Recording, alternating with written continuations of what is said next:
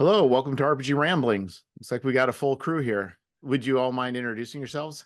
Yeah, who should start, Jeff? You know what? I should. I'm Jeff Jones. We'll treat this like a panel. I'm behind RPG Ramblings. I do obviously this podcast and a number of publications. I'm doing about I think 6 Kickstarters this year. I'm pretty much online for. So I guess Zach, would you go next?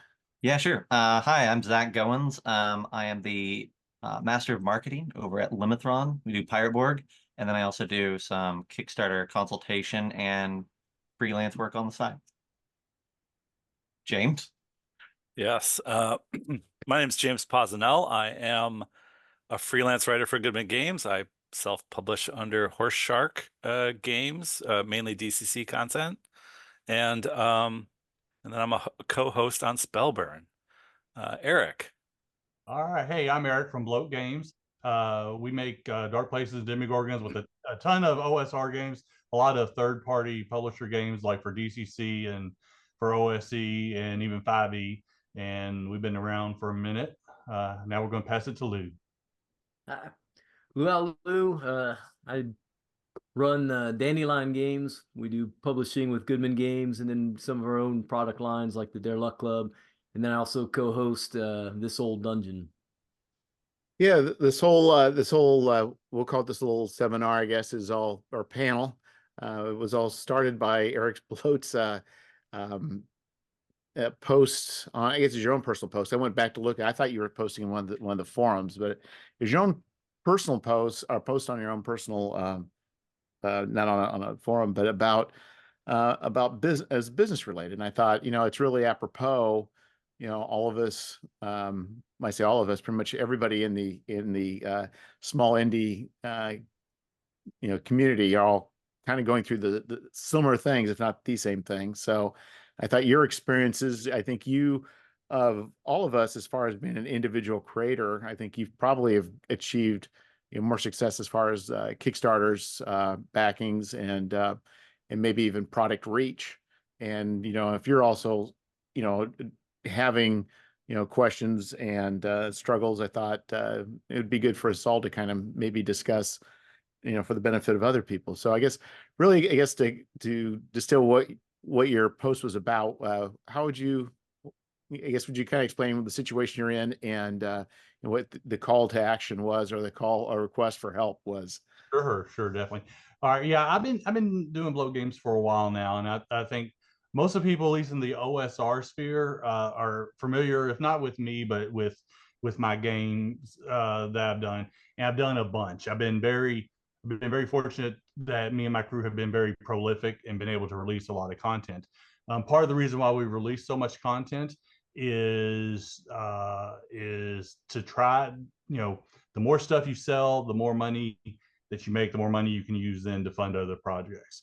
And I'd made a post on Facebook that you're referring to, and I was kind of at my wit's end, where the money is just getting, like, the budgets are just getting tighter and tighter, and I found myself in a position to where I needed to find a way to make more additional money, aside from what is generated via Bloat Games, simply because I was kind of faced with the options of not or using freelancers less, which means I look at that as I'm taking money off their table, or not paying myself, which then hurts myself and my family. And so I was doing kind of the last ditch Hail Mary to help me, guys. Where do I go? What am I doing wrong? Can I get some advice, some pointers? And that I was I'm not shocked because I'm not naive to the industry and what goes on, but it was nice that so many people responded to that. That kind of made me feel like, hey, you're not alone. This isn't just you. Everybody has woes in trying to publish and make games. So that was what my initial post was about. Yeah, and it's definitely a struggle. And I think, one of the things I've realized is if maybe, let's say for Kickstarter, you're only making maybe 30% profit, that would mean that you'd have to have $100,000 worth of Kickstarters to make $30,000. And so your choices at a certain point is you either make more per Kickstarter, which we'd all would like, or you run more Kickstarters, which becomes more difficult. Yes. Yeah, and I think there's a lot of diminishing returns on that as well. Like you're tapping your fan base to the point that they stop, responding so much. Mhm.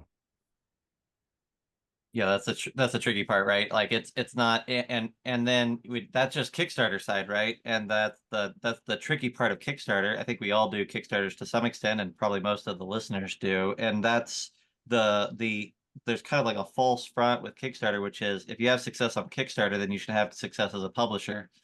And the truth of the matter is that that's just the first few steps. And the reality is that after Kickstarter's wrapped, even a successful one, and you've fulfilled everything, really, like Jeff said, like a lot of that Kickstarter was probably tied up.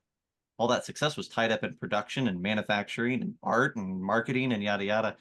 And then, really, if you're gonna make profit on that Kickstarter, meaningful profit, you got to find a way to turn that excess inventory into cash, and not over 5 years, but ideally over the next year or two, right? Like we need that money, that inventory to sell and be moving every month. And that's really, if it's hard enough to do the Kickstarter, it's exponentially hard to keep doing Kickstarters, but also figure out how to move all this side inventory. So And I think that's where one strategy I didn't think about that, but for you, Eric, you are needing to buy probably a fair amount of inventory for your Kickstarter to be able to sell. Where, for me, I'm able to keep my inventory levels low. I don't have to, but your money's really made on selling a volume of books, because you can get them cheaper per book if you buy more of them. Yeah, and that is true. And for if while we're having this, if anybody has any questions about anything, I'm kind of an open book, and I try to share as much knowledge as I can. And so, like, I'll tell everybody who's listening and everybody's on here, like, Bloat Games makes about 90% of our income or our revenue from Kickstarter. That is our number one driver. And for years, it was working out great because what I would do is I'd run a Kickstarter. I would have, 150 backers, 200 backers. I would buy, 150, 200 books, maybe like 20 more to have on the website, but not much. But I was just doing that. And I was paying a lot more per unit for the books. But I didn't have a lot left over. And I wasn't having to spend a lot on, or I wasn't spending a lot of the money that was coming in from Kickstarter just buying inventory. The flip side of that is I wasn't getting out in the distribution, right? And so, like a year ago, I started really ramping up. We had about a year and a half ago, we had a Kickstarter for the Dark Place and Demigorgons version of Old School Essentials. It's our most successful Kickstarter to date. We did $49,975. We were 25 short of hitting 50,000, and I took that, and that was already our most expensive game that we made at that point because we did all new art, did professional layout, tried to do it right. I bought a ton of product, and over the next following Kickstarters, I kept buying more product to do it, and I've had problems moving that product, and so what has led me to kind of the situation that I'm in now is that I kind of burnt up the Bloat Games play money in product that I had. Oh, man. I work in my office is in my 2-car garage, which has been converted into like a giant office, which is now basically a Bloat Games warehouse where I'm sitting on a bunch of merchandise that isn't that I'm not getting out to other options to get it distributed. And part of that is I'm running more Kickstarters to try to replace the inventory, and so I don't have time to work.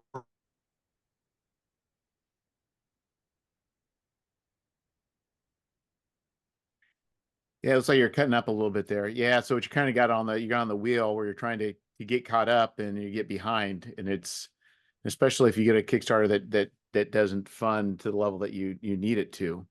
Mhm. Yeah, and I think you're in a different situation than the rest of us, where this is your primary income. Yes. And for me, I want this to become I would like to make a certain amount of income off this in a few years. And I think, Lou, you're also kind of hoping to, get to a certain level as well. I mean, because we all are. Yeah, But I mean, for me, I got a little bit longer on that game plan, but yeah, eventually it'd be great to make this the day job, Mm. so distribution, because I talked to somebody about doing distribution, they would distribute. They're kind of acting like almost a cross stock for a distributor. And it's about, they're going to pay me 30% of the retail, suggested retail price. Yeah. But I own the inventory and it could get returned. Yeah. And it's also very tricky that they can still run a Kickstarter, but I have to deliver to them in a very narrow time frame. But I also can't, I have to submit the book at a certain time frame. Then once they commit, then I have so much time to fulfill. So then they're speculating on books to get 30% of suggested retail. So then you got to make sure your unit costs are low, because I don't have to worry about my unit costs being low right now.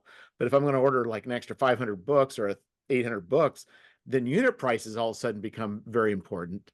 But you're right, because really for me, my sales do come from Kickstarter, and I don't, not through any sort of distributor. And I don't know, short of Goodman Games, I don't know of any place that would be a good way to distribute books.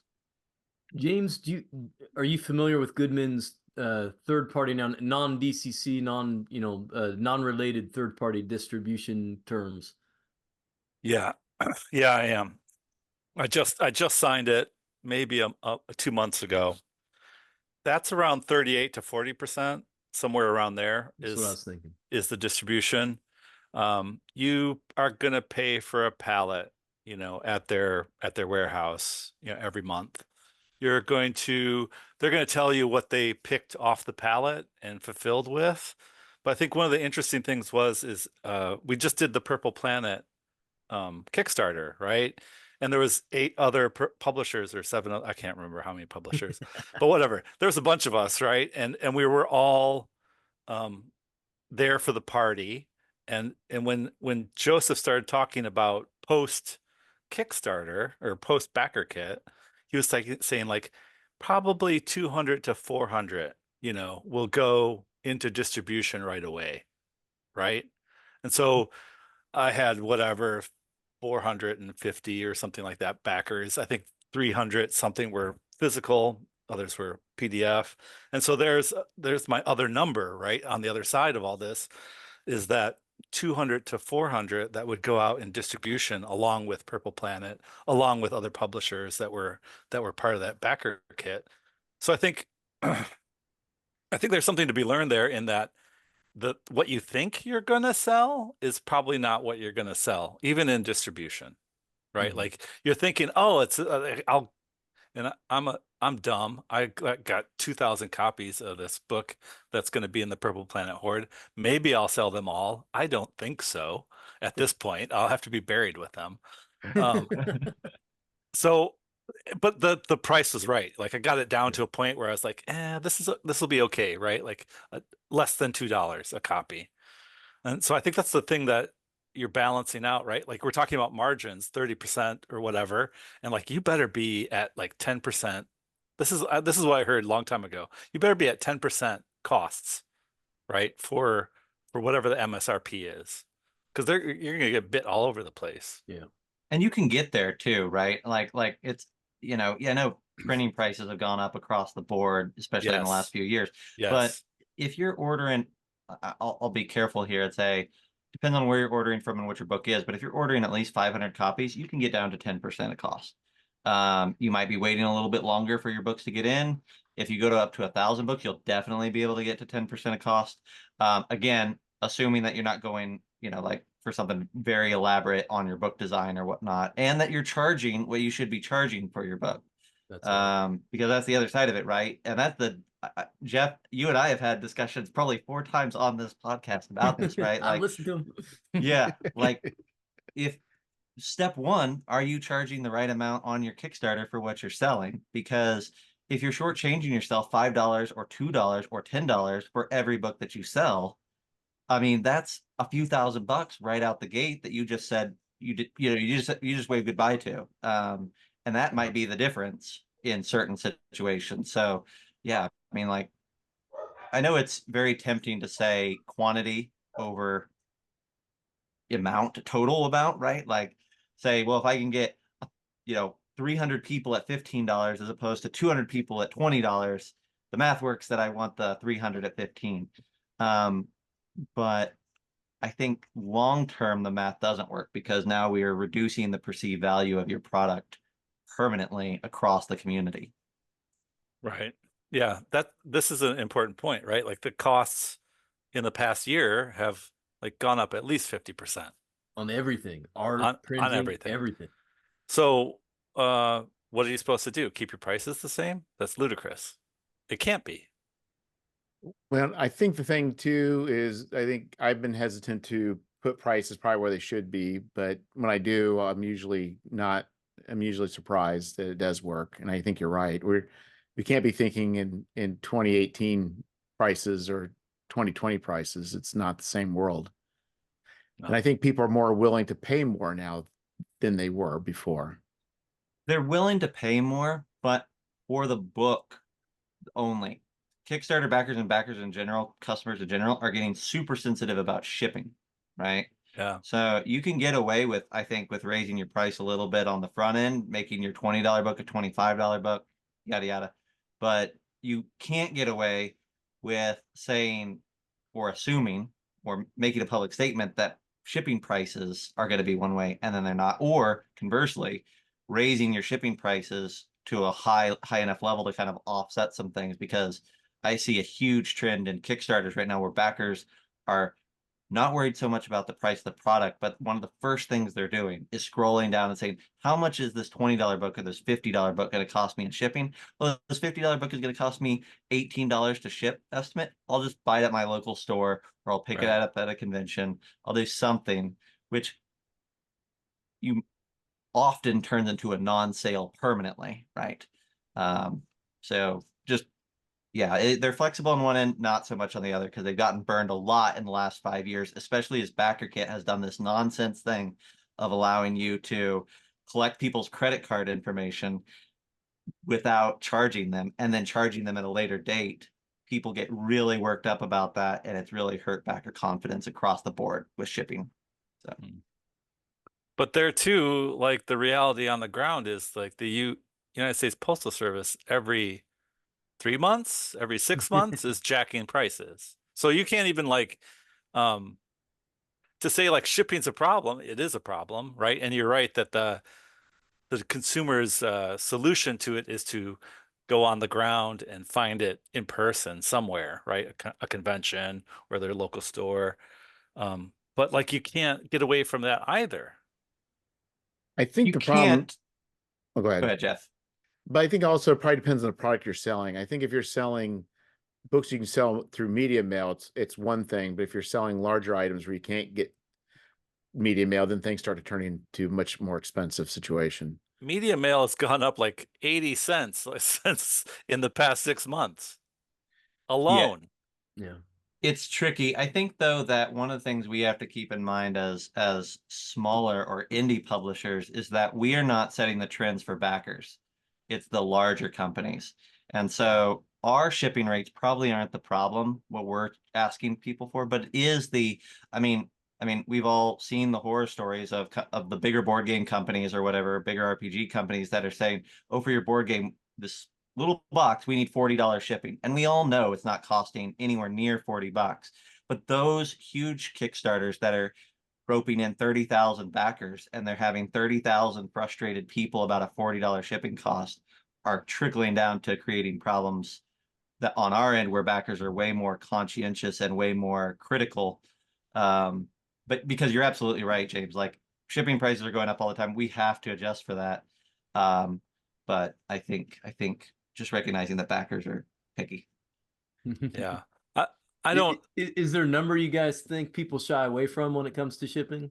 Like, and obviously you got different size products, so that's, you know, kind of a wide open question. But for like a standard 8.5 by 11, 1 pound book, what do you think?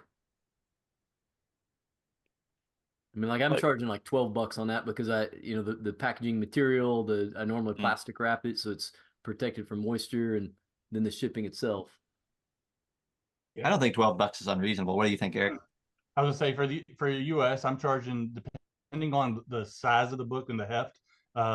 It's usually $9 to $12, so it's right Hmm. in that area. Right in But there. what I'm very conscious about though is a lot of my Kickstarters have physical add-ons, and if they do, I add on for each thing. So like I won't add another $9, Mhm. but you better believe it's going to be like $3 or $4 add on per book because I've had in the past, especially going international, where like the shipping has been like twice as much as what they backed on Kickstarter, and so I've been burned with that. So I've learned to do that, and now I'm actually starting to work with a third party distributor just for the international stuff. I still ship all my own US stuff, but the international just got so crazy that for a while I wasn't even offering international stuff, and people were really upset about it. And I feel terrible because I make these games. I want everybody in the world to play them. I really do, but it just wasn't. I wasn't make that happen at the time. Yeah, I've never made money on an international sell. I've always eaten a little bit of it because of shipping, but yeah. I I don't get I enough use of them that it matters that much. But I use Lulu and I do POD for international. And it works really well Hmm. because they have a printer in the UK, and I can usually even I can send to the UK for $7. I can send it to EU within $10. I can send to Australia for about 10 or so dollars, and it works pretty well. I mean, there's a few places that get a little bit higher, but there are ways of doing different methods because I think shipping from the US to overseas is not the way to go. Do you have, Jeff, do you have a rough idea of what percentage of your sales are international on a rough Kickstarter? I would say that's a good question. I would say it's not a lot. It may be maybe 10 or maybe 15%. But Yeah. that would be lower significantly if you weren't offering that option. It'd be zero. And by that amount, I would say that is of physical copies. So I don't know as far as PDFs, I have no clue. But yeah, as far as physical copies, it's well worth. So like the last Kickstarter, Gary's Appendix 6, it was I think 30 physical backers. Is what I International. international. you mind, and I don't want to bore your audience here, but how do you set that up as far as Kickstarter goes? Like, is that a separate reward tier, or how Oh, do you? yeah. Why don't you explain that, Zach? Okay. Yeah, I helped Jeff set up his Kickstarters. So we've done a lot of experimenting over the past few years, and what I have found is that you can do it a lot of different ways, especially if you're using a pledge management software. But what we ended up finding worked really well is just we have a US based tier and an international tier for everything. The value of that is that when it goes to the pledge manager, it's already sorted. And on Jeff's end, he already has it pre-sorted during the Kickstarter to know how many physical books does he need to order on his print run versus these are print on demand. We don't have to think about those in that light. So we have it set up as two different tiers.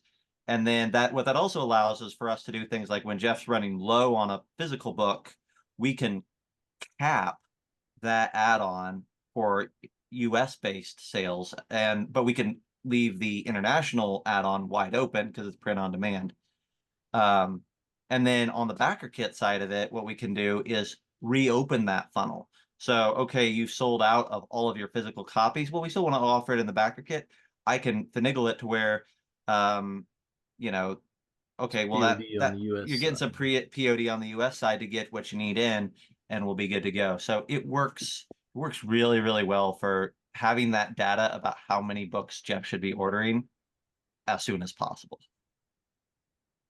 Yeah, and if somebody gets a little wild, I can always adjust for if somebody accidentally hits the wrong one, and they're also the same price, so it's generally not a problem. But so every book I do, I make sure that I also have a Lulu version. The other thing with Lulu is Lulu will also integrate with WooCommerce. And so then you can, if you have a website where you sell stuff, you can automate it, and then you can just sell occasional copies off your website and automatically order it through Lulu, and you don't even have to do anything. Is this a good time while we're in the realm to talk about maybe Pledge Manager as a way to boost your sales? Yeah. Because I think, I mean, like, if you're not doing that off a Kickstarter, that is the -- easiest way for you to boost sales right now. Like that'll get you, my math across the board says if you're taking your Kickstarter to a pledge manager, especially one like BackerKit that backers are very comfy with, they're used to navigating. If you are adding additional product into BackerKit that is similar to what you Kickstarted, you can expect an additional 10 to 15% in sales of old stock just added on through that. If you're not selling something similar, if maybe you're doing a DCC Kickstarter, but then you got like maybe a mothership or something like that, add-ons for the most part, it probably is going to drop 5 to 10% to, maybe 5 to 10% total. But even still, it's always worth it. And you're selling back stock inventory. I've even done it with just, with creators who don't have a lot of inventory, but they have a ton of PDF content. Like, Yeah. we just list a bunch of the stuff that they've had on drive-through for forever, Yeah. and we're like, let's put it over here. And then all of a sudden that drive-through thing that sat there on drive-through for the last 6 months and made $5 made, $85 over here on BackerKit. Easy money. Yeah. I push that really, really hard. Sell those PDFs, that's for sure. That's free money. That's Well, free money. the other thing too is I've noticed is that even though people will pledge at a certain level, they will, even on BackerKit, will raise up to what they could have gotten before, and they decide they want, like, in the meantime they said no, I want the full thing, and then they can do it. So it's not even so much even wanting something even different than what was offered. Sometimes they just say, you know what, I want more, I want what would have been at a higher tier. Well, you're like, it's a strategy, right? Like you're going to spend at this point, and the backer kit's going to close, or the Kickstarter's going to close, and they're going to collect their money there. And then you're like, but I really do want the other two books. I just don't want to pay for them right now. Right. And so Yeah. they get to the backer, into the pledge Yeah. manager, and you're like, now I'm going to add them because it's been 2 months and the wife's not going to be angry. Yeah, exactly. Another great thing that I have done with several clients is say, hey, you don't have a lot of add-ons, or you don't have great add-ons for this. Can you make something that is, even if it's just like 8, 10, 12 pages, can you make a digital thing that we can offer on that takes you a weekend or whatever? We're going to make a digital version of it. We're going to put it on the BackerKit. We're going to sell it for $2, $4, $5, whatever it needs to be for what it is. If it's something like that, that's like, oh, this is a bestiary supplement for the adventures that we just put out, or whatever, or it's a little note about the setting for the adventure we just put out, or something that's tied in really close, that 15% ish range of sales goes way up for that item. So it's a great way to say, oh, I made 15 grand on Kickstarter. I took it into BackerKit. I produced this little tiny item digitally that took me a weekend. I'm selling it for $5, and I made an extra $1,000 on BackerKit. Super easy, as long as you're keeping that price point really low and not adding a bunch of work to your end in the middle of everything else. Zach, can you speak? Oh, sorry, go ahead. No, you go ahead, Lou. Well, I was just going to say, can you speak at all to, I mean, it looks like Kickstarter finally kind of woke up and realized they had competition. They've added on, made add-ons a little easier to do, and purchasing after the close easier to do. Does that translate the same as what BackerKit kit is offering? Absolutely not. Or is it? Absolutely not. Like, I mean, it's good, it's useful. And I know that there's more things coming. We're going to get an integrated pledge manager on Kickstarter in Q1 of next year. By the end of this year, we're going to get the ability to collect emails pre-campaign on Kickstarter. Like when they follow, we'll also be able to collect their email address, just like on, like BackerKit launch or something like that. Yeah. So there's a few different ways. They're definitely integrating and upgrading to where they're catching up a little bit. But I think that, I mean, varies project to project, but the best way to sell product on your Kickstarter is always going to be reward tiers. Add-ons are always abysmal in comparison. And I think that goes back to what James said about people like being able to break up their purchase, right? And so they're like, oh, I pledged at the reward tier. I'm gonna wait for add-ons until BackerKit so my wife doesn't see the big bill come in or whatever, right? We don't see a lot of movement on add-ons. The other problem with add-ons on Kickstarter right now is that they finally this year let us have an image tied to them, right?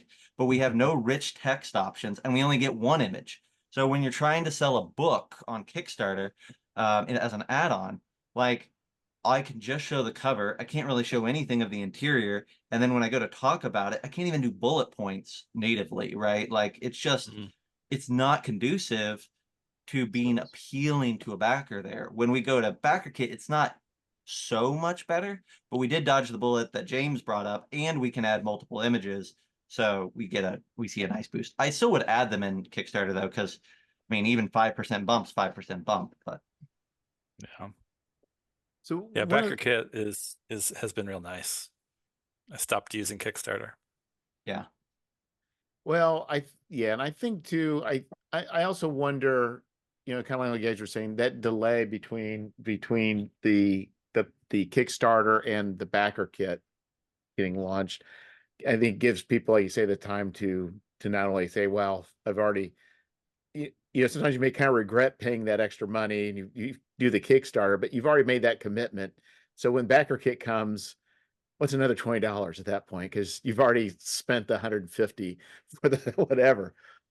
But one thing I was going to say, and this is something I've been thinking about. So when World of Game Design was doing fulfillment, part of the fulfillment agreement was they could also sell some of their items on my backer kit. And I realized that was actually a pretty good deal for World of Game Design because they were able to clear out inventory. But since not no longer with them, I just thought I could do a similar thing, or we all could do similar things. Like I could give, I could take like Lou could hand me a stack of books, and whatever I sell, I give him 50% or whatever. Um, it would be we all have extra inventory. We could work something out at no cost and just do it, and if you're doing enough, for me, I'm doing enough Kickstarters. Like for instance, as I'm doing 3 old school essential Kickstarters a year. I'm thinking, well, maybe I should pick up some retail copies of The rule old book. school essentials and maybe some modules. I'm going to start doing some DCC stuff. Maybe I should pick up some other people's modules and such. If I'm doing, 1 or 2 or 3 Kickstarters a year, why not? And that might be another way synergistically, like with Eric, you got a bunch of extra books. Hey, Eric, how about I buy some of those books off you? It may not be a lot, but you know what? Maybe if everybody's putting Demogorgons, was it Demons and Demogorgons? No. Dark Place and Demogorgons, but Yeah, Dark Place and we can Demogorgons. work Yeah. that out. Maybe, 5 books here, 3 books there. Maybe it all starts adding up. So I think there might be an opportunity for us to, without cost to anybody, is work out some sort of agreement where we hold on to other people's inventory and sell it through our Kickstarters or through a backer kit, and then just pay upon sale. Yeah, I remember approaching Eric really too late about like, hey, I've got a book that would go with your book, and you should sell it, as an add-on or something like that. But we should be doing that as much as possible, to be honest. Like, what's the big deal? So let's talk about distribution, right? Before it was like 30 to 40%, right? What if you're like giving the 50% like retailer tier to your buddies here? You're still making out better than you would be for distribution, and you're getting your book in somebody's hands. And it really depends. I've done a lot of consulting in the mothership space, which is similar in size to the OSE space in many ways. And we've done exactly this. And it's bigger than you think it is, because the reality is that Lou can only do so many Kickstarters a year. And his fan base is not the same DCC fan base as James. There's a big difference in it, probably. The backers are not the same people. There's going to be some, of course, but there's a variety. And so the reality is that they only have opportunities a handful of times a year, most, to buy Lou's stuff. Yeah. And what we found in the mothership side of things, and in like the Borg side and a few others, 5e that we did some OSE too, and it worked with Jeff. But it really has meaningful results on like I'll give you some numbers. Like I had a mothership Kickstarter that did like about $20,000. I wrote no add-ons during the Kickstarter were other people's stuff, right? Because that kind of gets a little bit messy, just because you're paying Kickstarter fees and blah, blah, blah, blah, blah. We've since done that, and it's not as messy as you think it is. But on the back end in BackerKit, I wrote a $500 check to one other consulting client for their sales. I wrote another person a check for $300, wrote another person a check for $150. I wrote over $1,000 worth of checks to just selling PDFs and excess inventory. And that works super, super well. And in fact, with those mothership guys, what we had going on was, like, especially with PDFs, it was a you scratch my back, I'll scratch yours situation, to where they just allowed everybody to sell their PDFs together.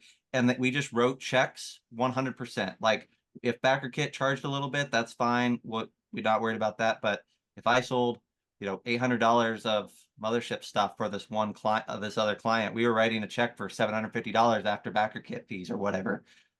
Here, that's yours. And then just the expectation was, hey, you're gonna, when the Kickstarter comes back around, you're gonna offer mine, and I'm not worried about it all being balanced and Jeff selling $500 of my stuff, or I'm not going to sell $500 worth of his. It just really worked to say, like, we're all in this together, and especially where PDFs are concerned, we're all trying to help each other make money. Yeah.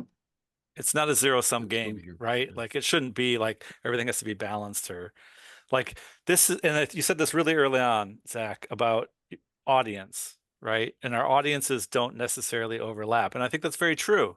And so I'm having a backer kit starting on September 3rd with Brian Shutter, Neon Lords of the Toxic Wasteland, and backer kit. We're both on backer kit, of course, for this. But like backer kit did the math, and they looked at his list and my list and said, you only have like 150 people that overlap, which means like between like 2,000 people, we each are sharing our audience with each other in order to like drive more sales. So this idea of like the audience, you're really, as a creator, are have a group of people at your back, whether you know it or not, and that it's really important to share it with another creator. Yeah, because when you share it, that person that got the PDF and Jeff's backer kit and really liked it, they're much more likely at that point to then back your next Kickstarter, because they own one of your products.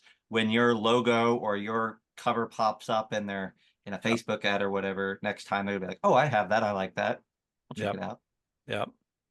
Yeah, because I'm feeling that right now with Scoundrels of Brixton. It's hard to reach new people. I think some games involving like D&D style, I think it's easier to find new people, and I think Facebook kind of does a good job. But things like Traveler, I've been finding I've got a pretty strong people that group that will come on, but I need new people. I need every Kickstarter I have, I need a larger audience, and I don't have that reach. And so I think certain projects, it definitely becomes much more important to find those people. But overall, you're right. There's no harm in figuring out a way of combining 2 audiences or 3 audiences for a project.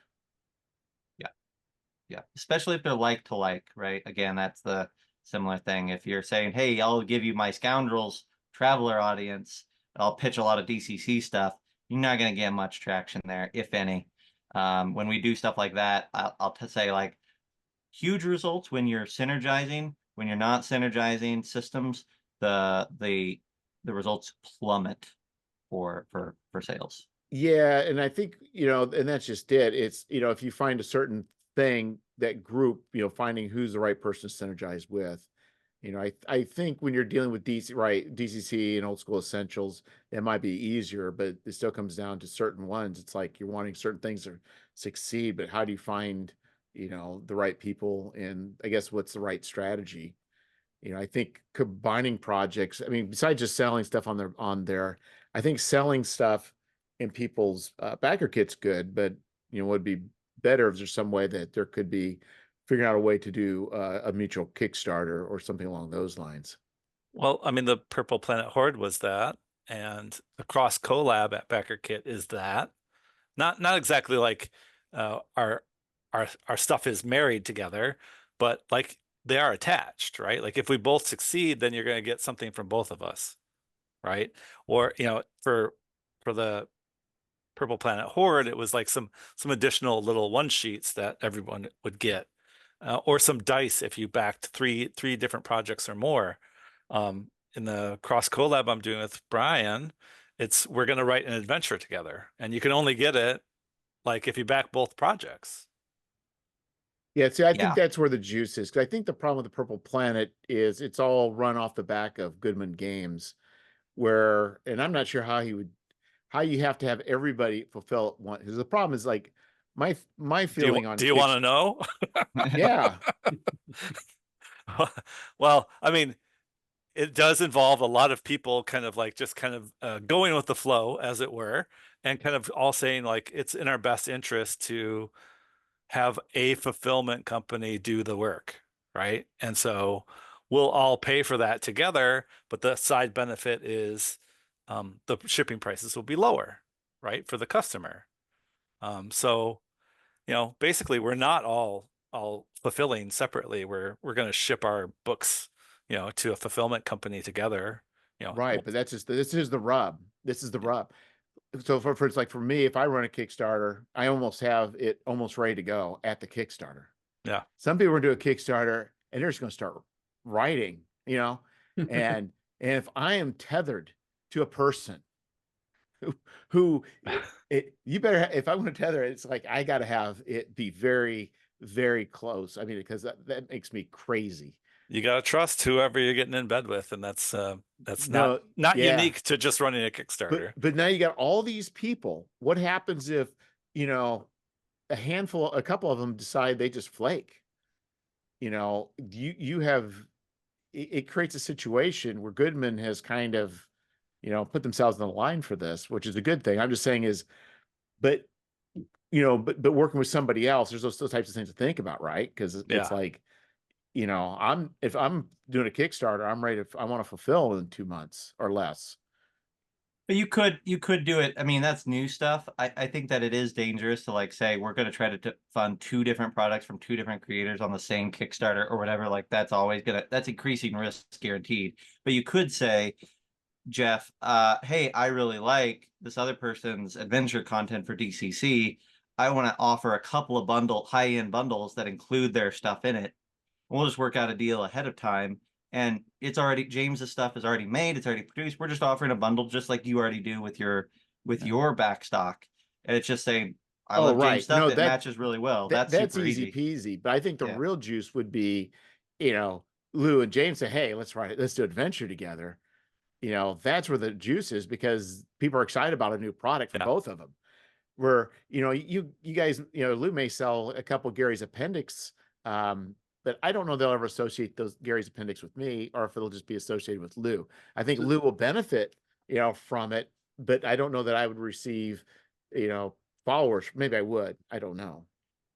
It's a whole nother arena, but one of the things I've done over the last couple of years is at my booths at cons, I try to sell anyone's product that I can work a deal out with within a small publishing agency or arena. I mean, but Go ahead. I was just going to say, I found in cons they're a whole nother beast. You have some that are hot and some that are cold, but on the ones that are hot, I find that having that extra content having a table full of, hey, you know, what flavor do you like? It's here on this table somewhere. Always leads to more sales of everything. You know, oh, they start looking at this thing and it's like, oh, you need anything else? Oh, well, we got some of that over here too. And it's been very good for me. And I try to work it out so that the people I buy from, it's kind of almost the same scenario you're talking about as add-ons. As I say, hey, you know, what can you sell it to me so that we're both making, you know, some money off this? And it usually comes down to about like 50% of cover or somewhere around there.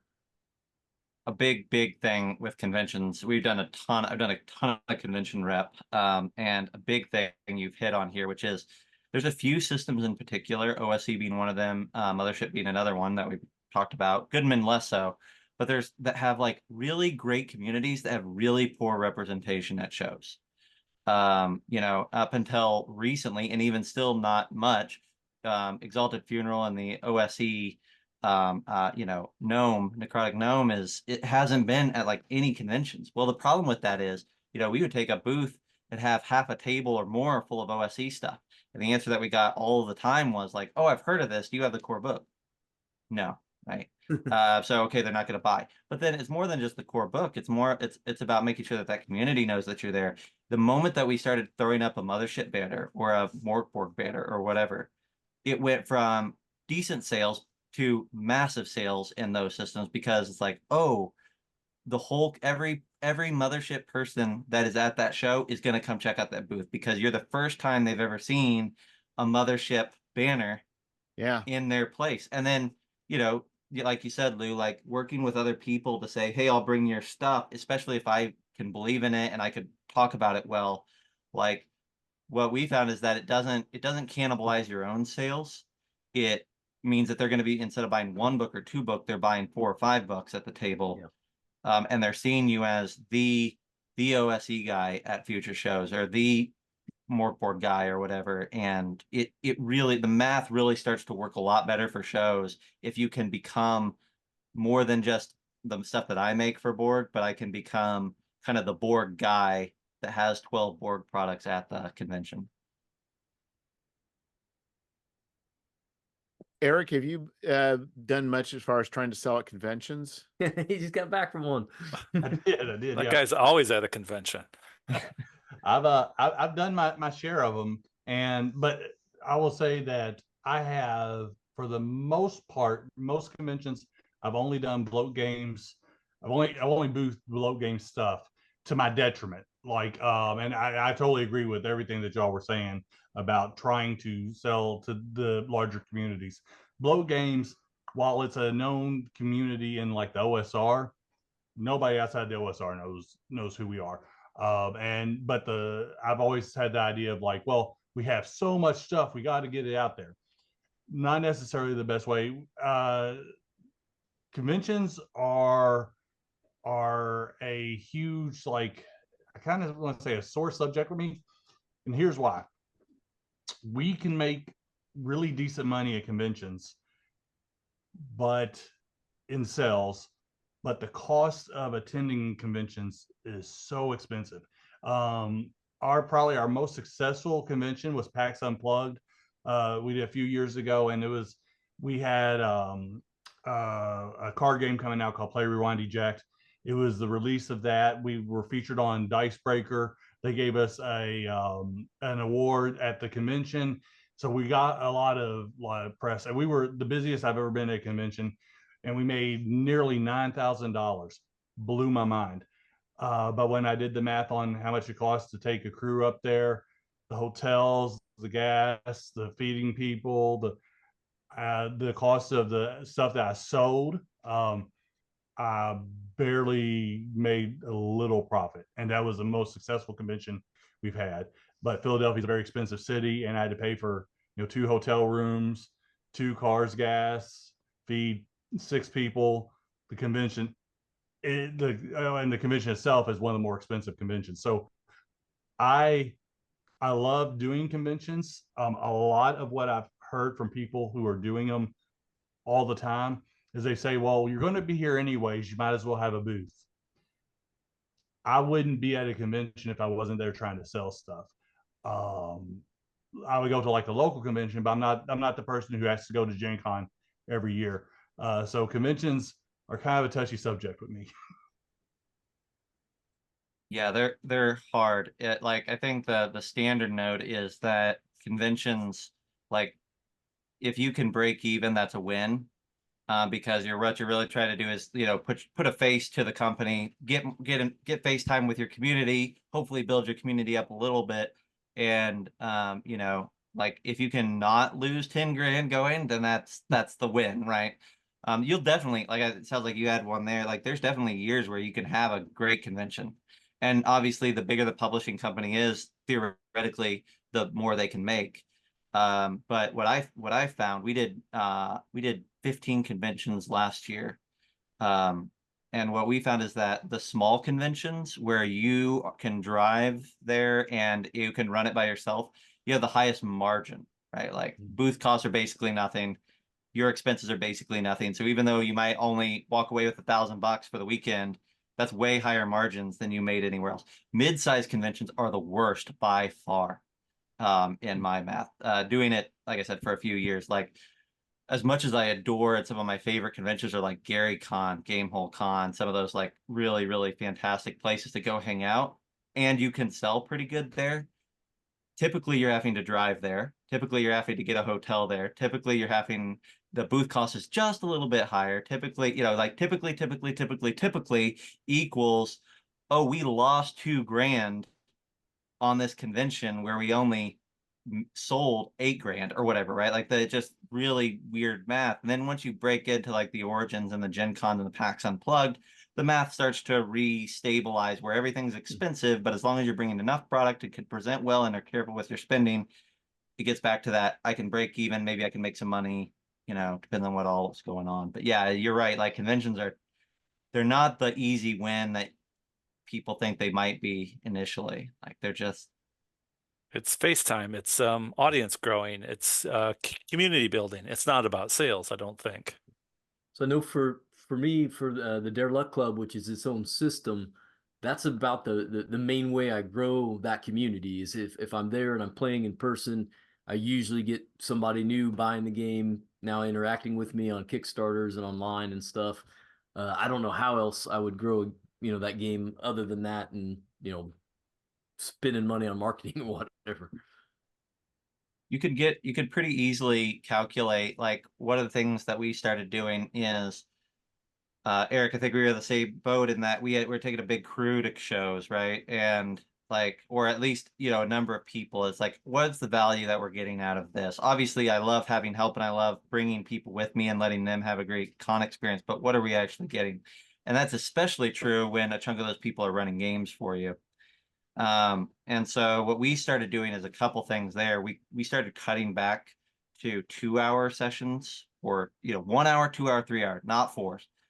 Try to like cut it down, and then also giving the players something at the table that they need to take back to the booth in order to swap out. We had a big box of like really cheap dice that we paid like $1 per set for, right? We just had this huge tub. And so we gave them a card at the table that says, take this back to the booth and you can have a free set of dice. The benefit of that is what we found is that, especially with certain systems, but really across the board, we were able to calculate and say, bringing this GM actually makes us money. Bringing this GM loses us money by the time we pay for their hotel or pay for their whatever expenses to get there.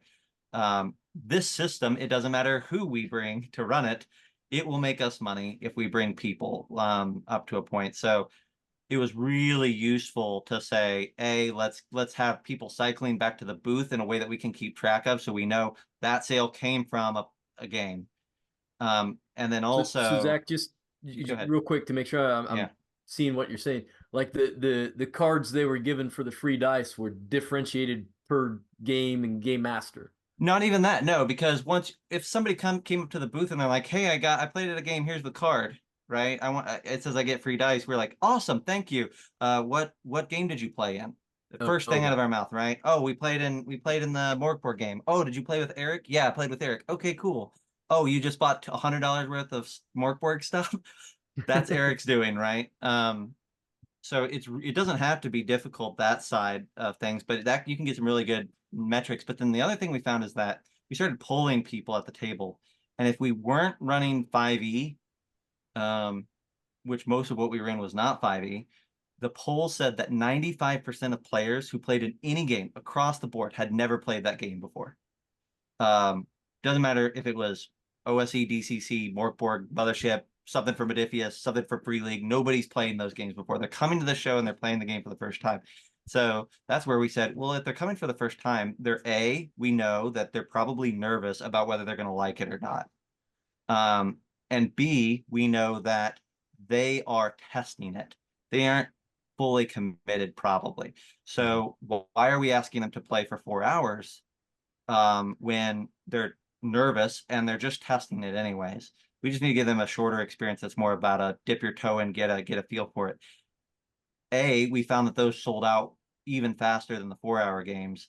And B, we were able to cycle for one GM. We got twice as many players through on average, which then equated to roughly twice as many sales at the booth, which was awesome. So yeah, there's some fun things that you could do there with games to help see if your convention can make more money. But yeah, conventions are tricky. And I want to piggyback on what you say. First off, I love that idea about the dice. I'm definitely going to steal that going forward. That's gold right there. A couple things. One, and Lou, I think this probably apply to you more than anybody, but like anybody who's listening to this, there's a really great group called Lurking Fears. You can find them pretty much on any social network. They're ran by a guy named Matt McLeod.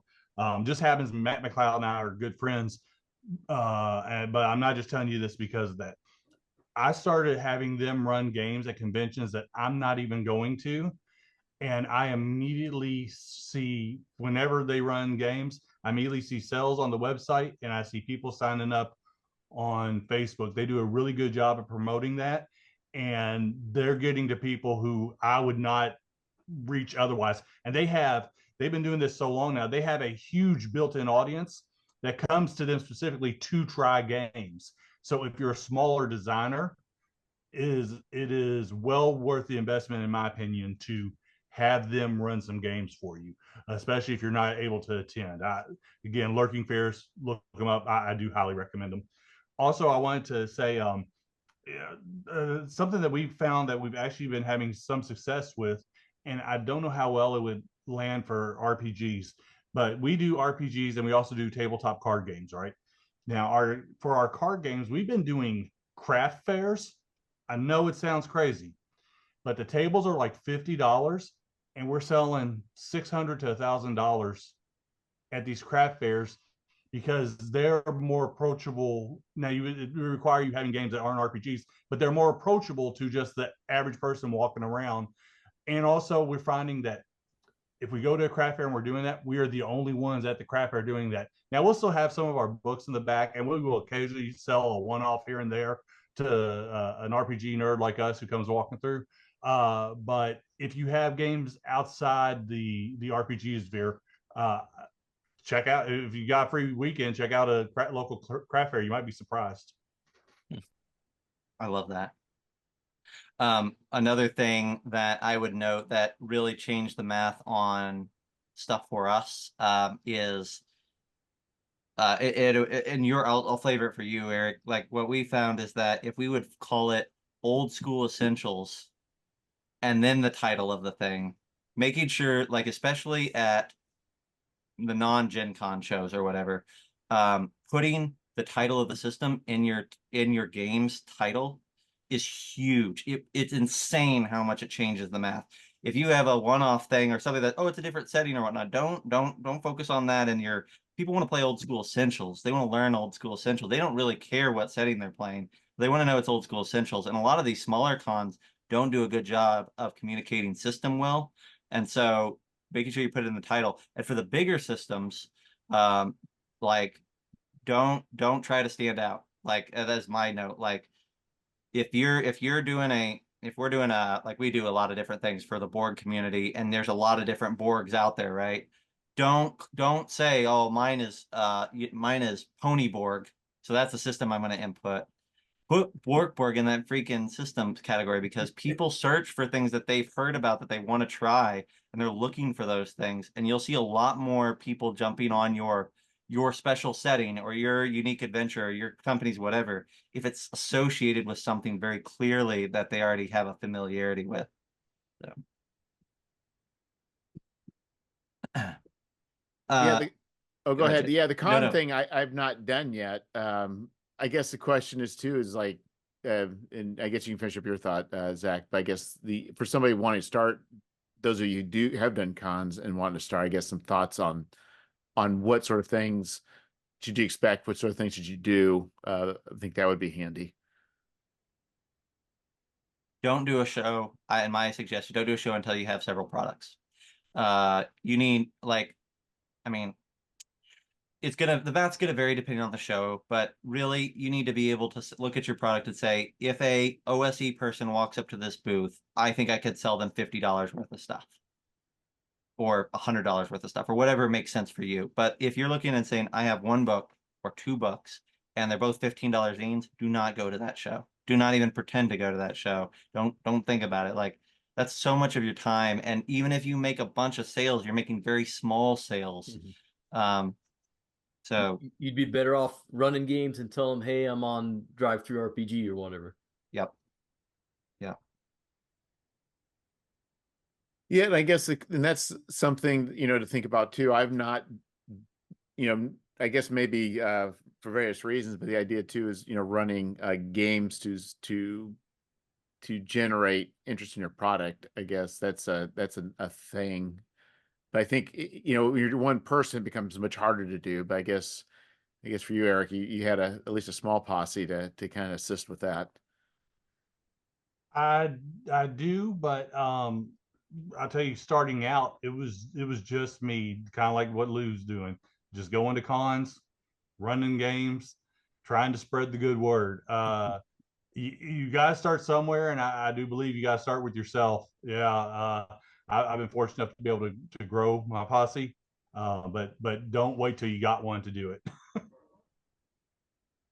As a note there, I think you're 100% right. I would say we did a lot of like running local games, a bunch leading up to Kickstarters early on, and found that to be a waste of time.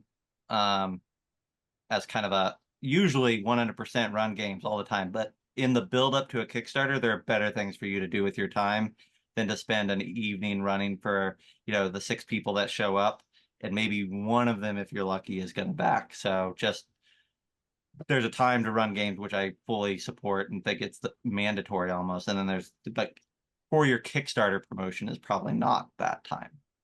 Yeah, I mean, for me, in my mind, it's like, well, how many people would I have access to per game?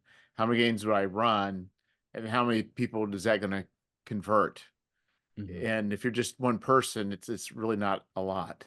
So as an experiment, going into this Gen Con, I ran games of the adventures that I just kickstarted, and it was kickstarting during Gen Con. I didn't have too bad of a conversion. About 30% of the people that played ended up backing the Kickstarter. Oh, really? Now, I don't know if this is a factor or not, but I also took down everybody's name as a playtester. I was like, hey, if you want your name to appear in this, I'm kickstarting it now. And I don't know if there's a vanity hook there or not. It costs you nothing to put their name in that book. But then, saying that percent, it sounds really big. But like you were just saying, I have tables of 6 people. I ran, I think of the games that were being kickstarted, I only ran three tables of that. So that's 18 people. So it's the numbers are not overwhelming, but you could see how that could scale up, perhaps. I don't know. That's huge, actually. Yeah, that's a really good nugget right there to call and play testers. Vanity is 100% a selling point for people. 100%. Yeah. Yeah, and I think and I think the other thing too, for me, it's also probably held me back on even dealing with conventions. It is definitely, when you're at a convention and you're selling, you're there 100% to be there and selling, and it's a long day. It's like, Yeah. it's a, Yes, it's it a is. long day. And I usually go to cons. That's my chance to get away and actually not have to deal with the travails of life. And I can just go hang out with friends and run a few, playing a few games. But, you're at a convention. Some people are energized by people, but for me, that's draining. That is draining. Do we want to, James, I think you had brought up in the pre-show, maybe talking about Patreon a little bit. Yeah, I think so I run it. I've been doing it every month for the past 2.5 years. So you have to be ready to dedicate, part of your free time into creating content for that, right? But the money is not, you're not gonna, unless you're something special, right? It's just some art money or to right. It's just kind of like a little extra, just like your drive-through RPG money, that you can kind of collect here and there, pay an artist. They take about 20% all told once you kind of like look at the math and what they're taking for their platform fees and running people's cards. It's 18% is what they're going to take off of whatever you have, um, which kind of feels high, but then again, it's a, a free platform to you in a sense, and it's a place to, um, I use it as a way to just to have a schedule for writing, right? It's a way for me to make sure I get some words in every month because almost everything I do there is going to get folded back into a game. And then the other thing I do there too, and to each their own, like this is just how I use it. Other people do different things. Um, I use it as a diary too. It's a place for me to reflect on the choices I'm making, um, and writing them down in the moment. And then they're there so that I can go back 2 years from now and say, well, what was I thinking about around that topic? And so I think that's also an interesting, just the way that I use it is an interesting way to kind of like think about what you're doing and then preserve those thoughts for later. And that could be leveraged for content down the road. Is anyone familiar with Adam Vass of World Champ Games? He does yeah, he puts out tons of stuff every year. And then but he's also done like these meta books about his process, or like interviews or all sorts of other stuff around like how that book got made. And so I think that's an interesting, if you want to follow that or put that stuff out, it's an interesting um, way to kind of use the diary content. I think it all goes back to one thing though, I think in the end, and I'm not particularly great at this, is like building community and having a bunch of people who are watching you every month, are reading what you have to say, are talking back to you, having a conversation. I'm terrible at kind of fostering that. So I have lots to learn. Um, I think someone who he just started doing this is Brian Shutter of Neon Lords. He just opened up his Patreon. I told him to do it, It's like he's like, should I do it? Should I not? And it's like, do it. What the fuck? It's not gonna hurt you. But he is laser focused on, I don't know if it's by accident or on purpose or how he managed to do this, but it's just like he has a lot of joy in the stuff he puts out.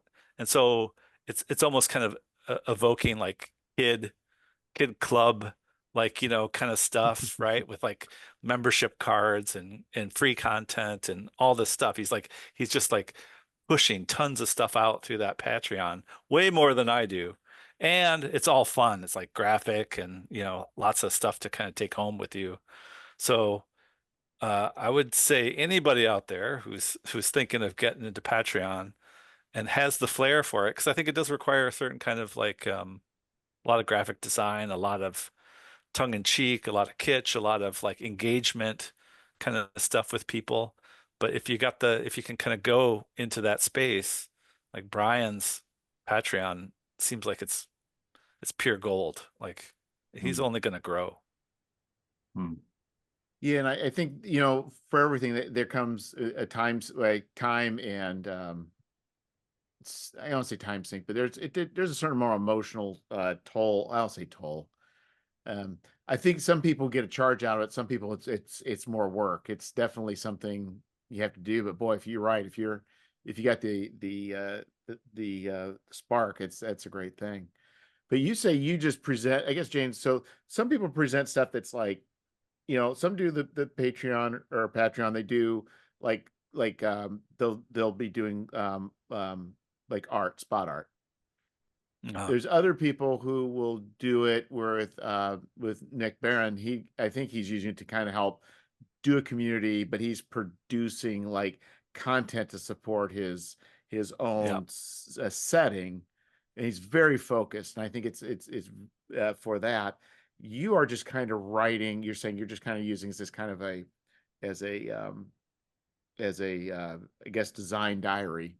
Half and half. Like every month is content like Nick's, but then for a different level, there's like you want to get inside my head. Well, here's the diary too. So I used how's it. oh, go ahead. Go ahead. I used it when I started out as a freelancer. I used it as a way of making sure that I was releasing something every single month. Yeah. When if you're just starting out writing or creating, like having an obligation, even if it's just to two people, is sometimes the driving force to say, all right, I'm going to get it done because I owe them X. I've told them I was going to put out the next chapter or the next adventure or the piece of the adventure. It works Yep. really, really well for that. For some, at least for me, it did. As like, I mean, I ended up turning it off after I wrote the big thing that I wanted to do over a separate period of time, but it did exactly what I wanted, which was forced me to do it every month. So I found the conversation you guys had on Spellburn with I don't know if Bob was actually on there, if it was Jen talking, but Bob Brinkman's Patreon where he has these levels of big you know, big white whales that are paying money, and then Yeah. everything else is free, and those people fund the Patreon so that everybody gets something. I thought that was an interesting kind of take on that. You know, That's a get a really lot of cool people idea. in, but get the money from the people that have it to spend. You know. And this is a thing that's really important to kind of note is there's people out there who just want to like support you without really like expecting a lot out of it. Like it's nice, right? But like I'll have people that are like, you don't have to do this at this level. I have like a $5 thing. Like mine's cheap. Well, I have a $5 thing and people support it and there's not really that much more behind it, like that level, but they just want to give more. And so like just like Bob is like, I'll do this, I think it's a $20 level, and there's only five of them or something. It's like, but if that $100 every month comes in from Patreon, right? I'm gonna produce PDFs and give it to everybody in the Patreon, which is amazing. interesting. Because it's still feeding on that kind of, people just want to people like you and they're your audience, they're your community, they like you, they want to give you money, they want you to be successful, they want to see what you have next, and so they're there for you, they're on your team. Yeah, I think that there's a really big example of that, right? Which is the MCDM example, which none of us can anyway approach, right? But as a case study, it does prove out what you're saying, right? And that he has this YouTube channel that's doing gangbusters, but he has no product, no way of you paying him anything. You can just subscribe. And so he's like, oh, well, I guess we'll turn on a Patreon because we get a lot of people that ask. And in that first month, he had 5,000 people giving him $5 a month or whatever Yeah. for nothing, literally nothing, just because they're like, we want to support what you're doing and we think that your company on YouTube is worth keeping going. So let's help you keep the lights on. That's not going to happen for any of us at that level, but I think that there's an argument that as a small time publisher, you maybe have, 10, 20, 50 people who are Yeah. that to you. Yeah. Yeah, no doubt.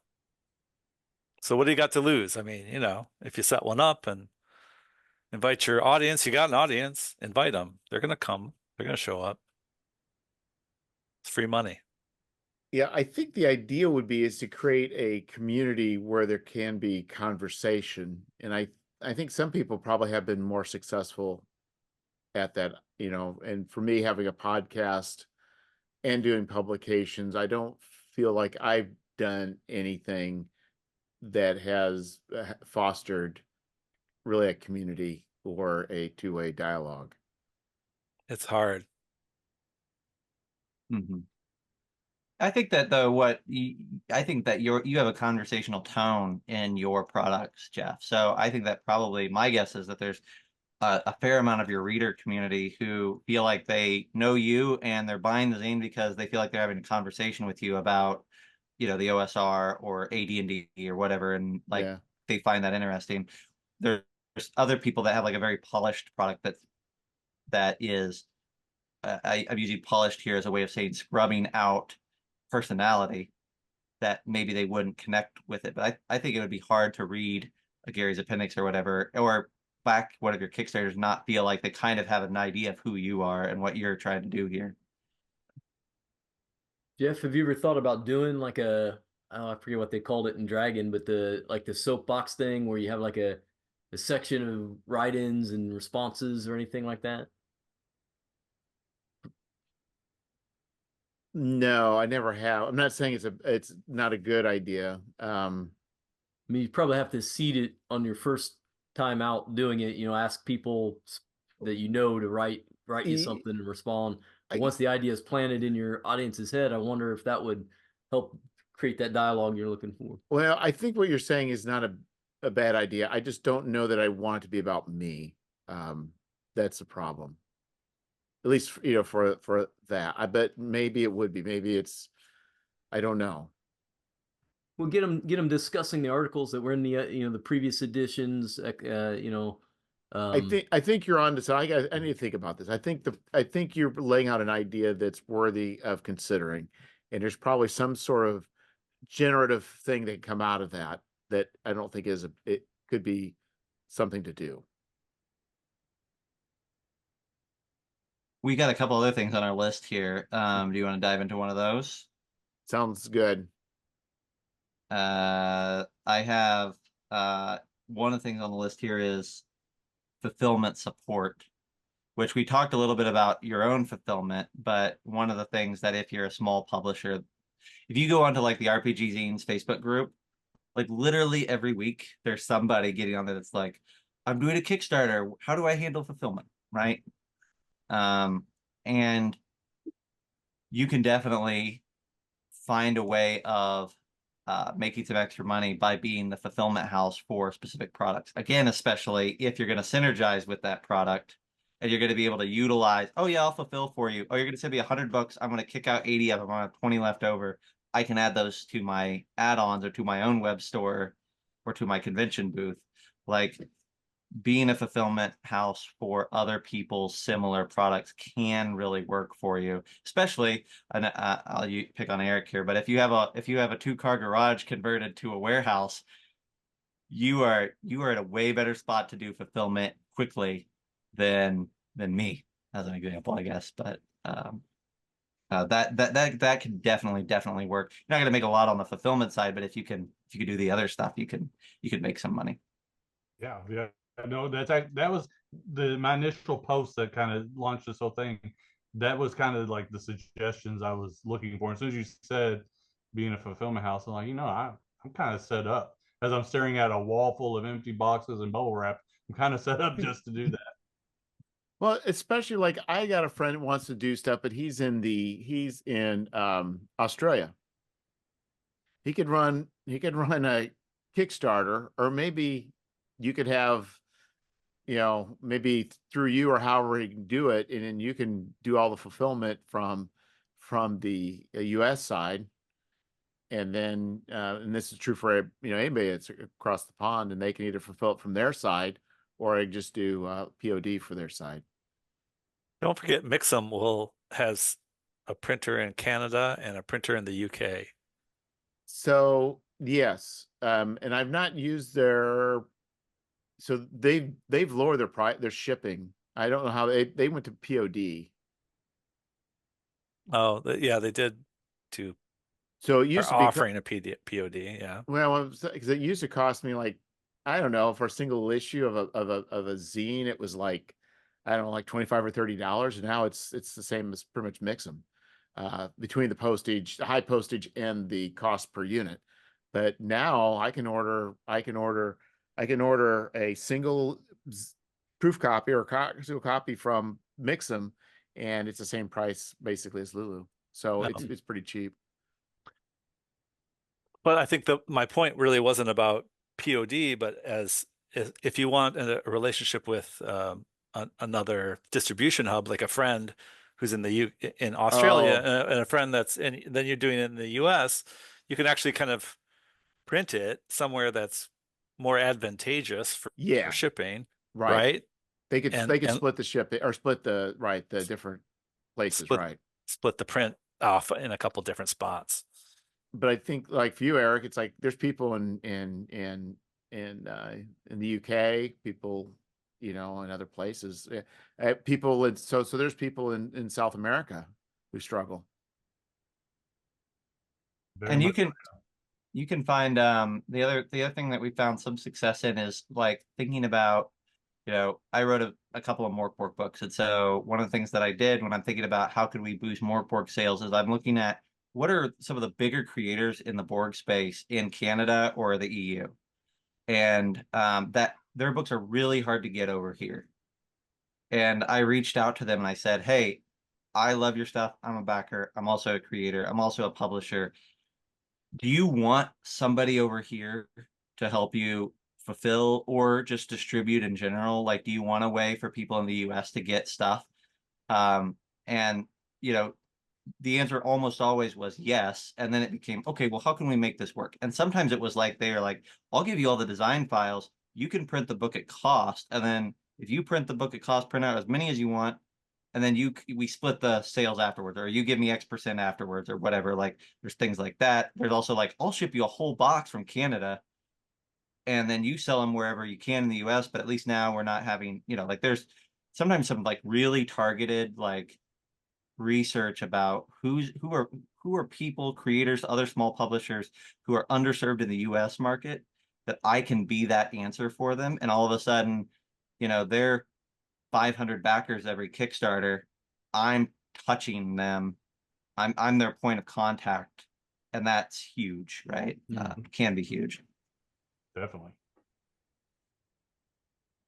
I only had one other one. It's kind of a split one, but one thing that I think is very apparent already in this conversation is that as a publisher, you probably, especially a small publisher in the RPG space, you probably have skills other than just writing and printing books. You probably have skills in layout or editing, or maybe video presentation or marketing or something, right? You developed a skill set because you couldn't afford to pay someone, or you didn't want to pay someone. And it's not gonna start out as being a huge successful piece of your pie. But I mean, I'll say for myself, I started out contract writing and doing Kickstarter consultation and support on the side. And within a year, that was my full-time job, was writing and Kickstarter support, because the Kickstarter side exploded because there's a lot of demand there. And so there may be, like saying, hey, I can do layout. I do this type of layout. Yeah, I'm not interested in all this over here. But if you need a layout that looks like this, I could be your guy. You'll eventually build up a reputation. And if you're putting out good stuff, like what I find is that it's very easy to have repeat customers if you're delivering. You don't need that many repeat customers to have a meaningful difference there. Yeah. Yeah, because it's very hard for people to find because people don't know like who's out there to do layout or can do this or who do that, right? So I think, at least, especially if you have one person, then that person will tell another person, and I've had that happen just in the small community where I did something for somebody, and then somebody will recommend me, and another person will recommend me, and so it's that is possible. Also, I was thinking too, I've thought about this briefly, but I thought if I were to do, I thought about if I wanted a table and fill a table up full of books. And I didn't have enough books, which that's not necessarily your problem, Eric, but there's a lot of people kind of along the lines of what Zach was saying. But if you look on drive-through, there's probably a lot of people that have PDFs that have never put anything to print. And you probably, there's a lot of people that probably have some really good product that wouldn't be that hard to just, you know, throw into InDesign or Publisher, spruce it up a little bit, and then work on a you know, commission fee. And there's probably product if you're wanting to supplement or go in a different direction. I see that's probably a way of going if you're trying to do boost sales like at conventions. Well, and even like, you know, if you find a cool thing that's OSE related, you're like, this is a really cool digital product. It's a great little adventure. It's 24 pages. It's only ever been put on drive-through. Okay, well, if you can talk to them and they say, yeah, I'm interested in you helping me get it to print, you could take that to Kickstarter. Yeah. And you know, even if you just make $5,000, well, $5,000 when the book's already done, holy smokes, that's a nice little payout at that point, right? Like that Kickstarter is way easier than the full production cycle at that point. Yeah, really good idea. Yeah, and I think the Kickstarter too, I view Kickstarter as marketing. So even if the Kickstarter isn't do as many as well as I'd like, if I get new people who are backers, that's still more people that will receive notifications and may sign up for newsletters. Yeah. So so I know right now, I guess, Eric, in general, how many Kickstarters would you normally do? I guess, would you normally do a year? What's in general, what you feel is Well, what I've done historically is 6 to 7 Kickstarters in a year. This year, I was on target to do 9. wow. Yeah, but I'm putting on the brakes. And again, that was just to feed the revenue stream to keep being able to produce more and you know keep all my freelancers paid and you know and supported and taken care of. So that was the goal, was to do 9. And when I say 9 Kickstarters, I mean 9 crowdfunding things. I had planned on doing a couple things on BackerKit exclusively that weren't attached to Kickstarter. But that was the plan, and currently I believe I'm at 6 already. So so it's still early in the year.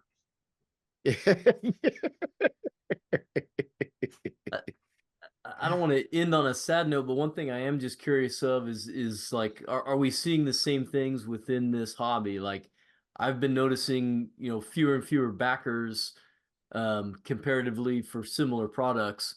I don't know, you know, it looked to me, Eric, if I'm just guessing here on the zombie book, it looked to me like that was way less backers than what should have been there based on your other products. Yeah, it was that one really tanked as far as what I was expecting.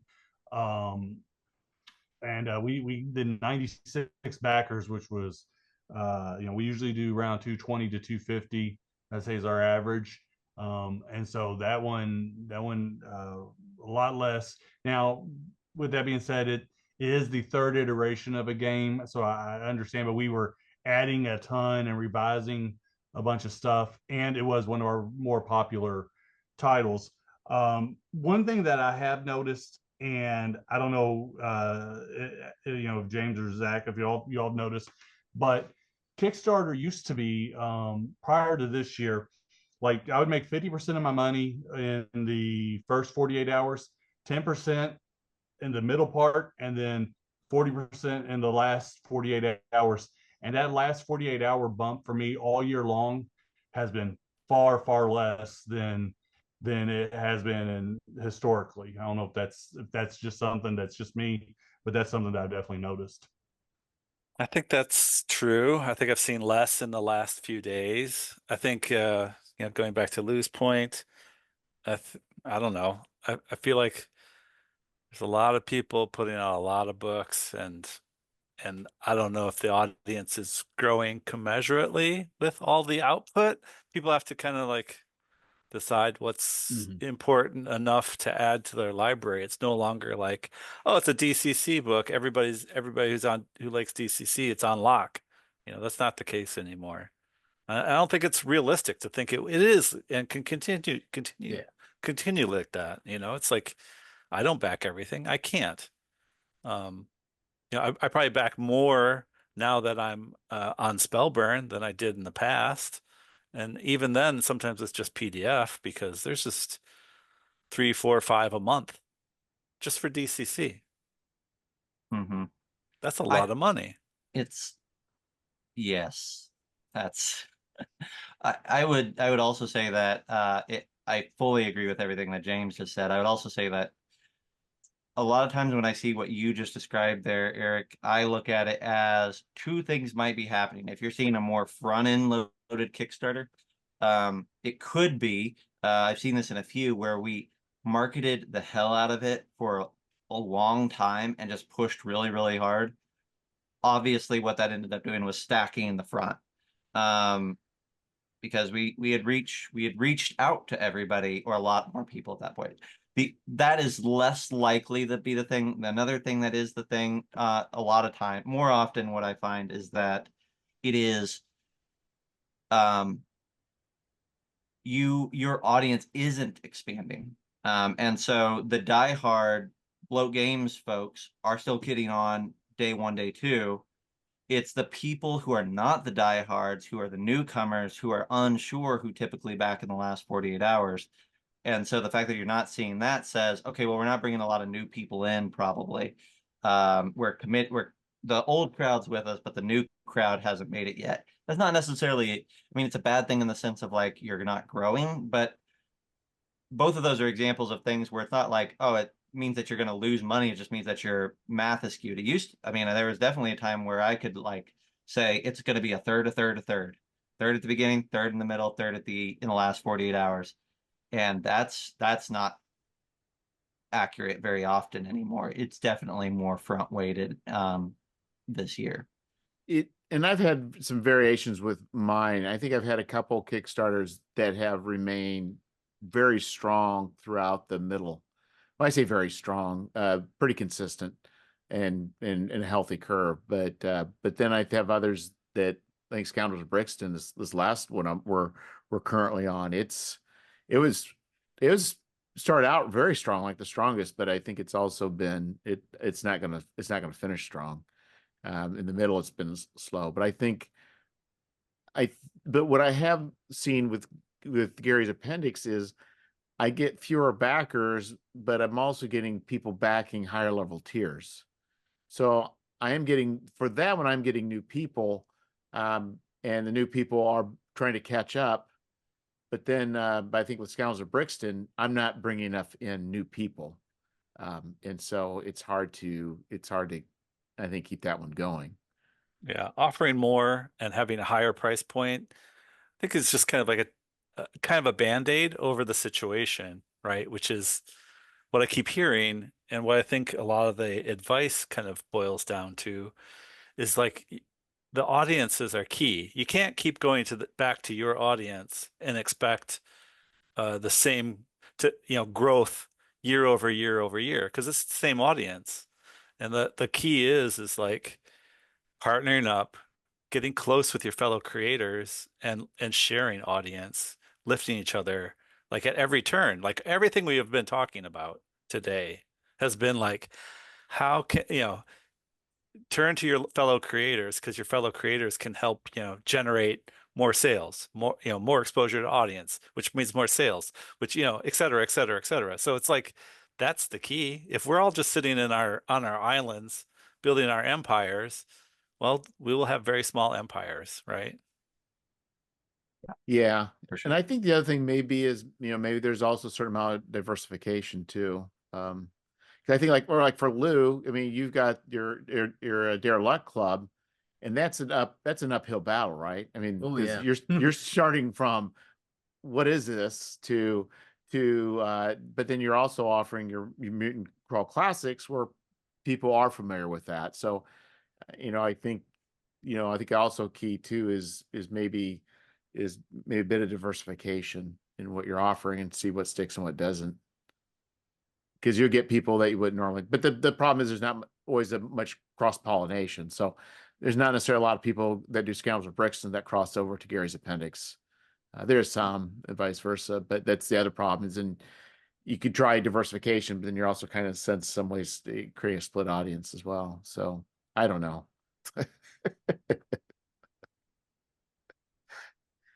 Yep. I think And like, we have to think about each other. Like it's not about you thinking about you, it's you thinking about everybody else around you. and that's a Yeah. great, like, get into those communities, right? Like the RPGing community is nice on Facebook, but like, here's the reality. A lot of what we've talked about tonight has been about synergizing, and you can't synergize in a vacuum. And the best place to synergize is in the communities where people are already frequenting. So if you want to synergize with Mothership, go to the Mothership Discord and live in that third party publishing place. Help the people that are asking questions in there about how to print a zine. That's a 5-minute answer for you. That's an hour of their day. They're super appreciative. And that appreciation will likely then transport to or translate to, you know, trying to find a way to help you in the future. So live in those spaces. Also, living in those spaces, the nice thing is that you end up becoming a familiar face, not just for your peers, but also for those larger publishers who we're all kind of sailing in the wake of. And they are like, it doesn't take a lot for you to all of a sudden have this huge like splash of backers. If somebody on the, if one of the board guys really likes what you're doing and they post it to their socials, like, oh, check out Lou's new thing. Like you're gonna get more backers off that than you did off of your email list. And they did it because they recognize you're a great community member who's in their chat, helping people, being a voice, being supportive on their end. And that's really, really great. So And I also think too, I mean, I think different communities have a certain type of we'll say friendliness. So I think Goodman Games is probably the prime example of a great community as far as the support that goes on. Where then if you go to the Traveler Cephas engine, there's a bit of bickering back and forth about various things, politically speaking, and people from the Traveler won't consider stuff from some Cepheus, and people from Cepheus are kind of upset about the way they've been treated by the by Mongoose. And I mean, and I don't, and even with Old School Essentials, I haven't necessarily seen a lot of necessarily really strong like encouragement, but it seems like with DCC there definitely is, and I'm sure with Morkborg and a lot of these others, there are personalities, and it is good to engage in those healthy communities. But I think any engagement in any community is still a positive. But I found that I would have thought some communities would be more welcoming than they are, but that's not the case. yeah. Yeah. So Eric, so your systems they're kind of I guess are they all centered around your own variations, or do you have anything that's I guess more I guess are they like your own systems? Is that how they're published? Well, most of what we do is what's called the Survive This system, which is basically a mixture of first, third, and fifth edition. It's kind of our house rule D&D. We took that, started Yeah. making settings for it. But we've had a lot of success with Old School Essentials and Dungeon Crawl Classics. We published multiple things for both of those companies, and even some fifth edition stuff. And then we've also done several things where it's been like, okay, you can get this one book in fifth edition if you want it, in OSC if you want it, in DCC if you want it.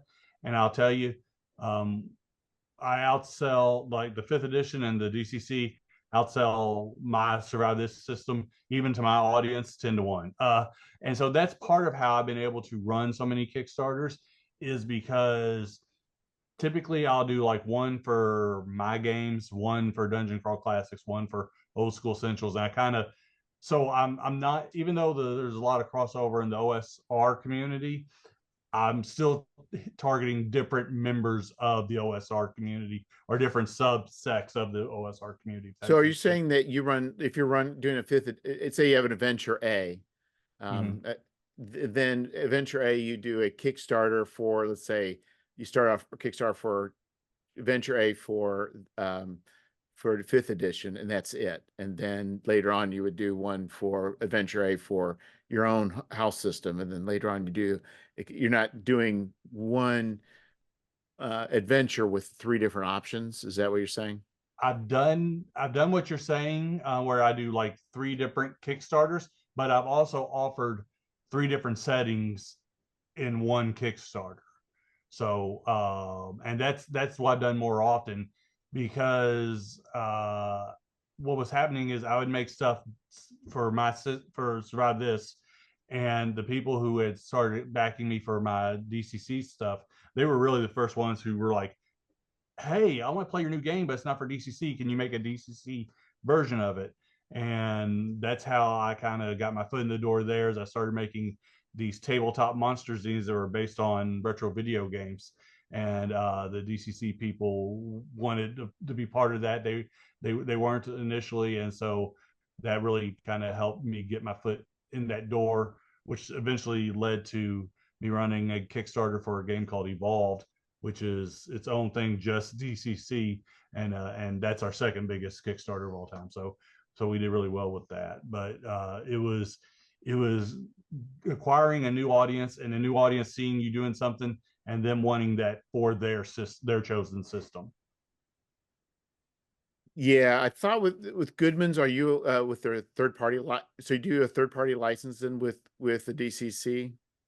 I did, yes. And then for Evolved, we had I got a unique license through Joseph, and I worked out a thing, and I was able to actually produce, like Evolve is not just a setting guide, it's a full rule book. So it has all the core rules from DCC included in it. It's a all in one thing. It doesn't require the Dungeon Crawl Classics thing, but for all the other ones, yeah, it's just a standard third party deal for that stuff.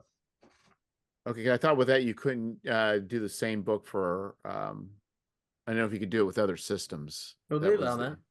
Yeah, They allow you to run a Kickstarter with the same module or whatever for every system you want. Or Okay, to say it's compatible. I misread. It could be, yeah. I misread, so I'll have to look through that again. Okay. One of the things I'll note there, and I am completely open to being wrong here, or having a abnormal experience, but we've ran 2 different Kickstarters where we've done multiple systems in the same Kickstarter. I ended up canceling both of those after 2 or 3 days, just because I was not happy with the numbers, and polling the community afterwards.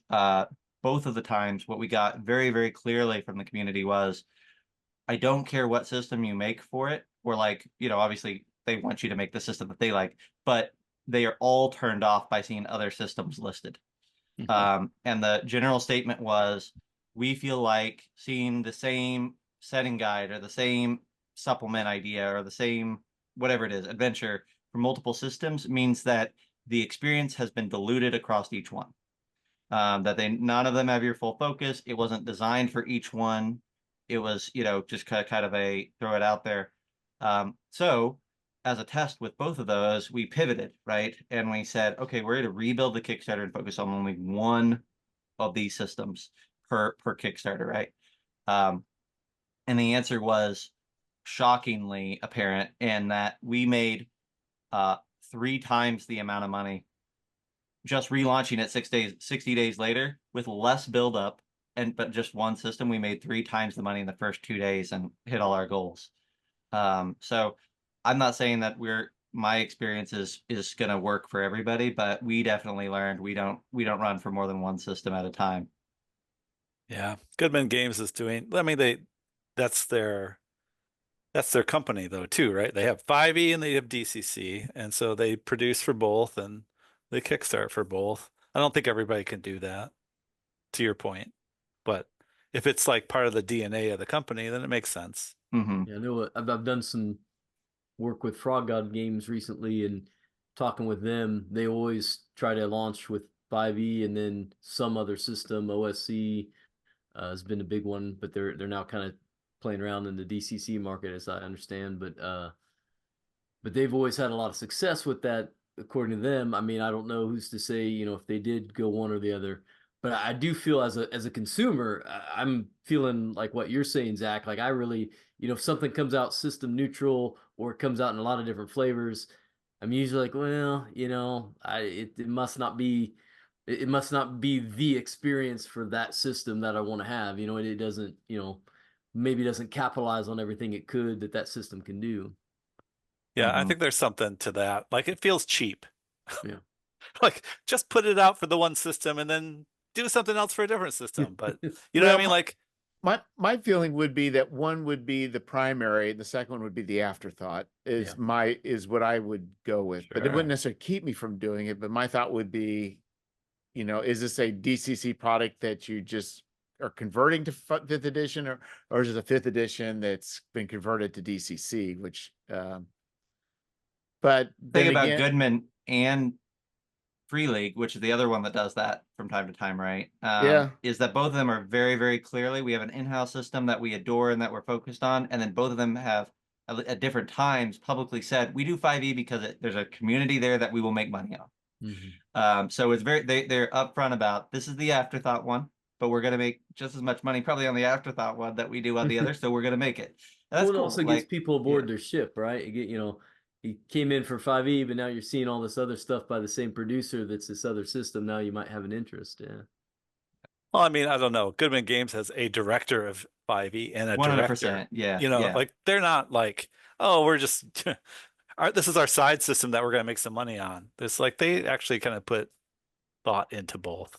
For sure. I'll apologize if I feel like it probably came across as more flippant than certainly they're presenting. So well, they and do a lot of work on it. I think what James is saying, I mean, kind of what you were saying earlier, it's like, what may work for Goodman because of their size, because even their fifth edition, if you think about what they're doing, I'm gonna venture that their fifth edition stuff is really aimed at older people, Sure. guys like us. Yeah. And guys like us are very open to DCC. So I think it's very different than their stuff is not aimed at the 23-year-old, right?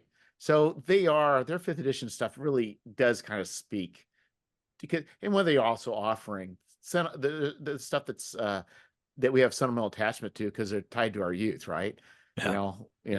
So you're going to say, yeah, I want to, the Keep on the Borderlands, revive or revisit or whatever. I mean, that's or redone. That's, yeah. I mean, you're not Or, gonna say no. or the Caverns of Thracia, right? Or, Yeah, or exactly. Dark Tower. Like these are all like famous adventures, but super old. Yeah. Yeah, exactly. So I think what they've done is they're large enough that their fifth edition stuff hits at the people our age that are playing fifth edition. Yeah. But it's not, and I'm sure they can make and in people who, even if you are DCC diehard, you're like, I don't, but you're gonna see that for fifth edition, you're like, yeah, I'm buying that. It's like, so, and I think, yeah, so with their product mix, I think it makes sense. It just may not make sense for Secret of the Whispering God being both DCC and OSC and fifth edition all at the same Kickstarter. Right. Because I'm, who am I? So, and I guess the other thing, Eric, you sell, you got hardbacks, paperbacks. I guess what's your thought on the various formats that you sell? Well, when I started off, most of the stuff we were making was all for we sell all formats now, but was for 6x9, so like digest size, right? Because I remember being a kid in the 90s, and I would go to play Rifts at my friend's house, and I have 100 pounds in Rifts books in a backpack on my back, riding my bicycle across town. And so I always thought, well, we can make it smaller and make it a little easier to transport. That might be better. I will tell you from publisher side now, I've yet to do one of the major ones like Morkborg or Mothership, or one of the ones that uses smaller sizes. But when I would take out Survive This in their smaller forms, at cons, even at gaming cons, people will come up to me all the time and ask me, "Oh, can you tell me about your graphic novels?" I would get that question all the time. And recently, actually last year, we're starting to switch our catalog over and doing all of the traditional 8.5 by 11 size, and the recognition has been a 9-day difference at cons, at least for us, for people who are used to just seeing 5th edition D&D, not necessarily at a gaming con where they're used to seeing like OSE or one of the smaller ones, but at a non strictly gaming con, it's made a big difference as far as sales go. Yeah, that is interesting, and that's, the idea of the format, because that does kind of come into play. I mean, and also thinking about, this is where I kind of run into, thoughts. I mean, you can do a zine, the stapled saddle stitch. You can do a perfect bound. Like, would I be better off taking, instead of doing a 48-page zine, and instead doing a 8.5 by 11 perfect bound at maybe 2/3 the pages? Well, 2/3 of the page, so you'd be down to 30 pages for that would Yeah, be, yeah, no, I think that would exist better in a zine form. Personally, I would rather read a thick zine than a super thin hardcover. well, but I mean, like, for instance, like Goodman Games, other adventures are, and a lot of other publishers, and even the original, old school adventures were in that size Staple format. down. Yeah. Yeah, or should I just up the page count a little bit? I mean, that's what gets kind of hard. I don't know. I don't know if you guys have faced that as far as format and cost and pricing, because you can do things cheaper with a perfect bound. You can get a cheaper price point generally than you can with the other formats. I don't know. I think every printer, you gotta shop around. Yeah. Some printers are better, have more invested in one style of equipment and producing a certain kind of book over a Yeah, different printer. So like I look at Mixam and I go, I'll never order a hardcover back from them because they're insanely expensive. So you have to source it somewhere else. But for a saddle stitch, 20, 30, 40, 50 pages or whatever, they're perfect. yeah, Um, you know, and so it's just about, you know, don't be locked into one vendor. That's for darn sure. So you got to shop around on these right. books every time, not just once in a while, But I every guess time. the question is if I got a zine that I sell for $20 at the zine, it maybe had fewer pages, but would it? I guess what do people see the price point of a product like a zine versus perfect bound? That's a I think smaller that zine versus. you're Oh, go having the ahead. wrong, you're starting at the wrong point by talking about page count. I don't think backers think about page count much at all. They You, oh, they that's you true. go ahead. Backers don't, but somebody like looking at it like on a shelf would. I don't even know that that's true. Okay. That much. I think that there's more that way for sure. But I think that form factor is a big deal. I think D&D is trying to change the math, but there's a reason that a hardcover sells for $50, right? Because the backers are used to it. It doesn't really matter if it's 140 page, Sword Coast Adventures guide, or a 300 page guide to Avernus. It's still $50, right? Like, and people are okay with paying it. Now they might say, "Oh, well, this one's a great, yes, twice as many pages, and I paid the same amount," but they're not.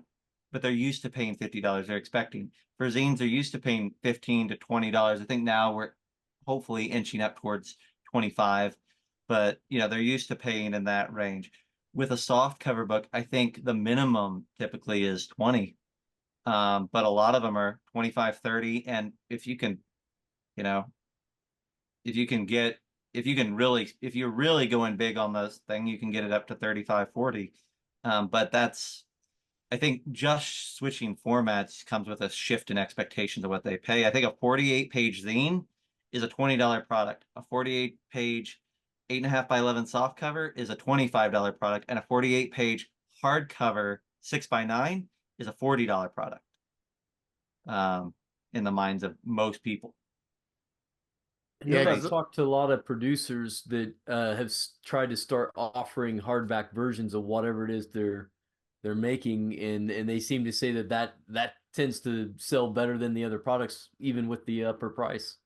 Well, that happened with Fane of the Fly God, because I was not going to do hardback, and Zach said you should do hardback, and I said I don't know who's going to buy it, and he's like you should do hardback, so I did hardback, and I think the vast majority, I can't remember what the rate was, but I would say 2/3 of the people got a hardcover, and I think who knows if I didn't offer a soft cover, a lot of those people probably would have converted over to a hardcover.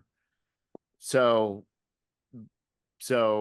I think depending on your market, I think people are wanting things that they perceive as being a value. And I think having something with the people that are buying our stuff is not probably most of the people buying the stuff that we're producing, I don't think are 22-year-olds. They're people our age who have disposable income. And if they see that as a value as having something that feels more permanent and solid, they'll pay for it to have something they feel is more durable. I'll tell you, I did 2 Kickstarters for where I actually published for a game for a company called Coolway Inc. Out of Brazil. A gentleman named Felipe da Silva. He did this game called Forgotten Ballot, which is kind of like a Legend of Zelda tabletop RPG with the serial numbers filled off, very rules light. And then he did an expansion to a monster manual called Cries of the Overworld. And for both of those Kickstarters, I offered a hardcover and I offered a zine. The zine was, then they're both statement size. The zine was offered at $19.99. The hardcover was offered at $39.99. And when I say that it is 10-to-1, the hardcover outsold the zines, I'm not kidding. In fact, most of the zines that we got were people who bought the hardcover and added the zine on to have a table copy.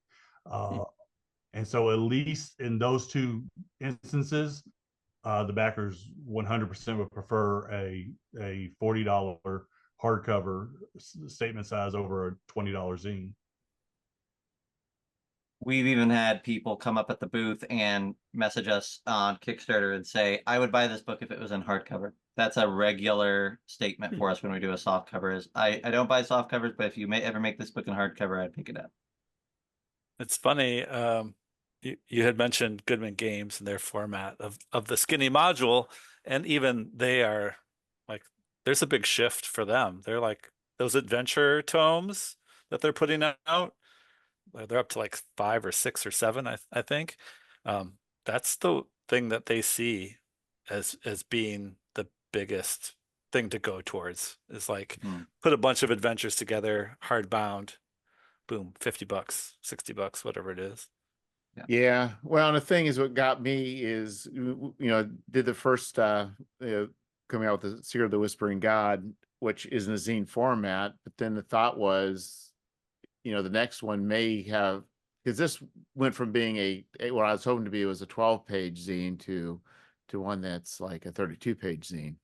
So, the thought to the next one would be even bigger, but now I'm stuck to the point where, I can't just do a zine and then the next one be a letter size perfect bound. Yeah. Because that's just going to be, that's not going to be right. So now I'm locked into this format, which may be good or it may not be good, but I'm locked into this format now for this series. Jeff, why are you locked into the format? Just the cover art, or no? I mean, as far as the size of a stapled perfect bound or a stapled saddle stitch zine format. Yeah, that's the format I'm locked into. Well, no, but I guess as a creator, I'm just wondering, like, I mean, you said it was 32 pages, right? Yeah. So you don't think you could make just a thinner letter sized one and do something with the cover art to where it's framed in on the cover? Oh, as far as what I currently have before I go to Kickstarter, or you mean I'm not going to change it? I think it works well. I think for what it is, I'm not changing it. It's too much work. Because I'll be honest with you, me personally, like that's one thing with the DCC things. I hate it when they're the zine size things because I like all that library to be all on the same shelf and fit nice and Yeah. not get lost. Well, I think it's really important for like a line where you're gonna like, I'm gonna do a bunch of books like in this line. It's like, of course they got to be the same size, right? Like otherwise it's insanity. Yeah. Well, You know, I got my little books and I got my big books and the idea is this was scope creep. This is absolutely a victim of is that my intent was originally to do like a 12 page or 16 page and just do them real cheap. But the problem is the scope creep kicked in. So then I'm no longer what it once was. I just pulled apart Netcrawl um for this latest version. It had been digest size for as long as I'd been working on it. And I just like, well, throw it away. I'm gonna redo it as letter size because that's the format size now for the adventures, for the books, for everything. It was fine as an ash can, but like once you're going for the realsies, you gotta, to your point, you gotta kind of pick a lane. And Well, the thought would be too is once these are say done, the series is done, then maybe go back Kickstarter and do a hardcover sure.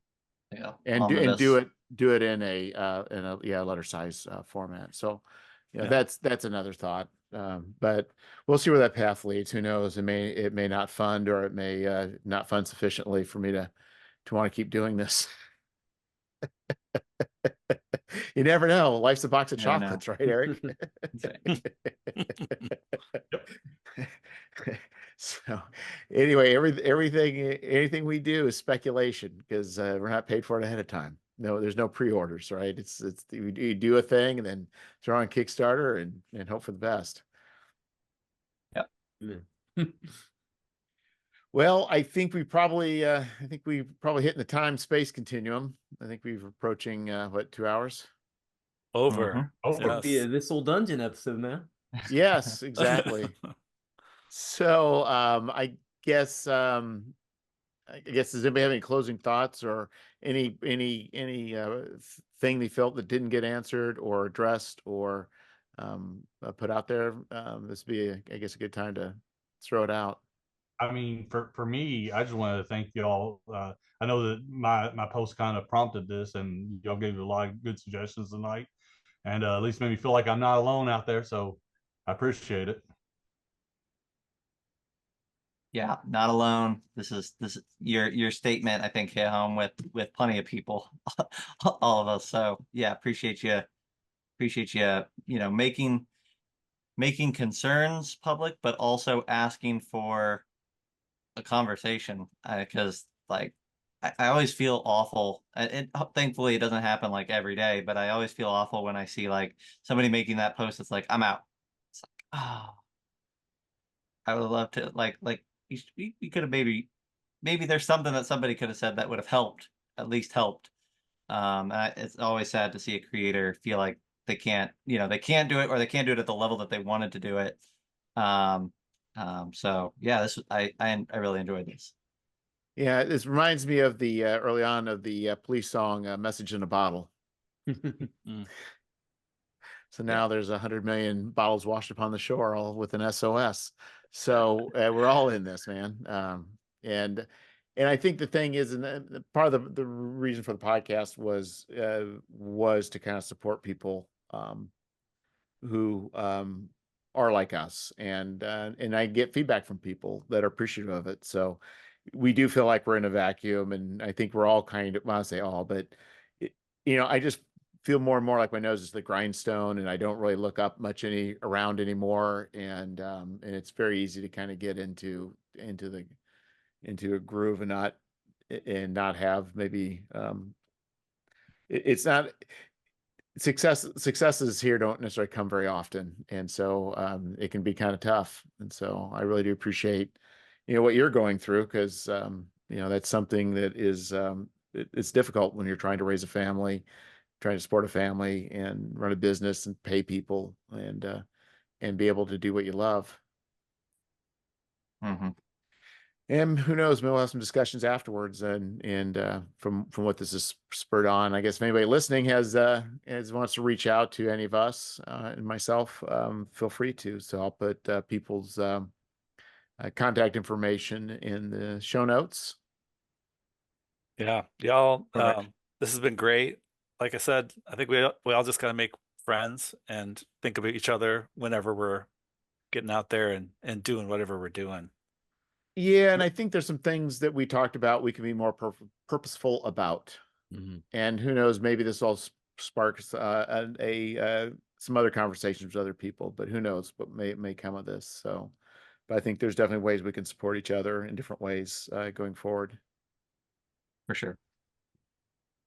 Thank you guys for your wisdom. I got a notepad here full of new ideas, things that were counterintuitive to me. So thank you guys. Well, what I will say is I a lot of times will listen to my podcast only because I can't, even though I'm recording, I don't really catch everything. So I enjoy listening to it. So I think this one's going to be probably on the queue and probably listen through a few times for all the things that you guys have all discussed and brought up.